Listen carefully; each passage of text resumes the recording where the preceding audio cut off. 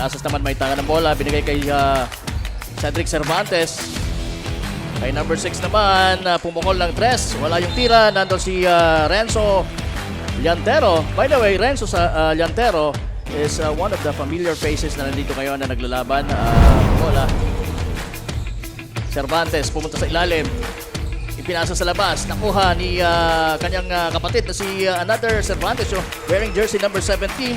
Pero ang nakascore, Renzo Llantero. Kaya kababayan natin yan. Mapapasahan. At nakita si Bautista. Binigay naman kay Asas. Tumira ng 3. Short din yung tira. Pero nandun kaagad si Renzo Llantero for the rebound and for the shot. And he was fouled. Grabe yung hustle na ipinapakita ng kanina na lang. Oo, pero maganda nakakuha siya ng rebound at nabigay niya kay Llantero na nasa unahan na ngayon.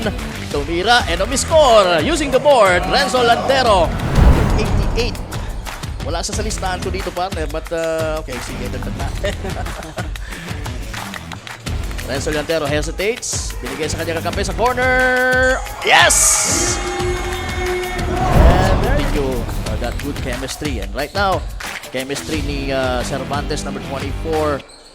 At may bagong pasok, number 2 ng Pandan, si Robrigado Tristan.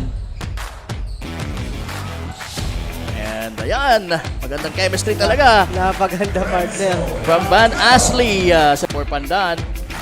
Rebound ni Van Cedric Cervantes. At ayan, Renzo Llantero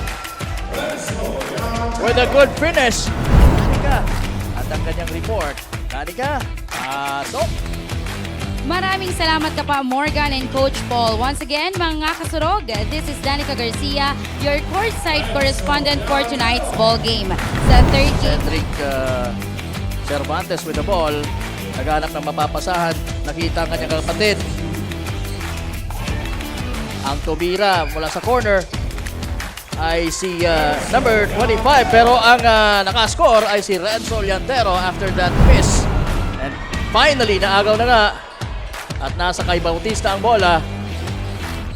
Binigay kay Llantero. Llantero squeezes in and scores! Binigay 1-2-2 defense. Zone defense for San Miguel. Kontra dito sa Pandan. Napakagandang dukot shot mula kay Renzo Llantero. Expert sa dyan. Kaya na ang ating last 2 minutes. Shout mula kay JB Salvedar. Renzo Llantero umatake! And nakasungkit ng foul. Very wise decision on the part